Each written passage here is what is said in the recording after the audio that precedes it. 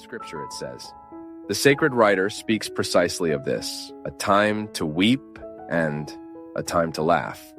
There are moments when life itself shows you the need to cry, to let out your excesses, not to be afraid of sadness, to allow that sadness to dig within us, its riches, and to help us find the precious stone that only suffering could lead us to know.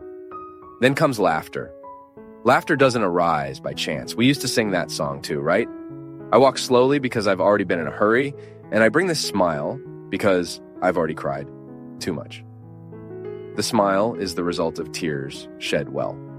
The smile is the final result of a process of struggle that we establish, of observing day by day what effort that day asks of me. What do I need to do today to have the right to smile tomorrow? And it's good. You know why?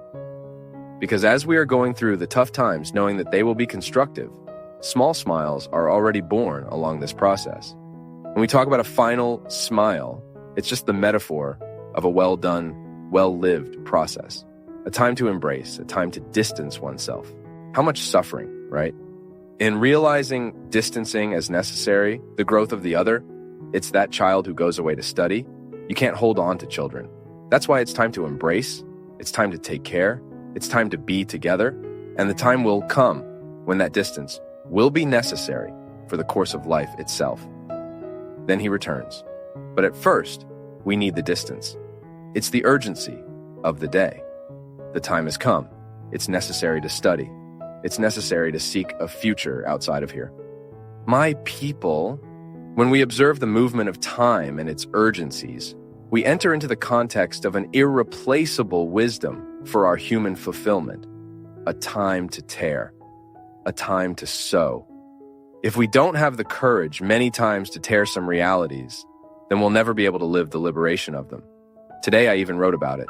Many times we lament losing, and when in fact we observe what we lost, it wasn't loss, it was liberation. How many relationships need to be torn apart so that later they can be sewn back together the right way? To make all the illusions we have of the other fall to the ground, or all the pretensions we judge upon the other. No. The other doesn't have to meet my expectations. The other has to be themselves. If by chance there was an empathy with me, there we build a relationship of friendship. If not, just a relationship of respect. But it's necessary to tear apart. We need to live the confrontation that will later provoke a liberation in us. Anyway, life will always ask us for observation. Life will always ask us for calm, patience, because in a hurry, we overlook all these needs and we're not able to recognize them. Have you ever stopped to think about that? That sometimes life isn't going well? It's because you don't even know exactly what you need. Sometimes we get so anxious, so distressed, and we don't know why. We failed to reach the key point. We failed to discover the neuralgic point there, where the conflict is actually starting. Patience, right? We don't even have the patience to discover what is distressing us. It's our rush. It's the strange life that we are going to live.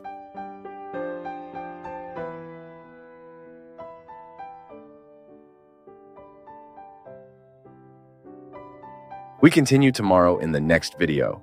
Complete conference links in the description.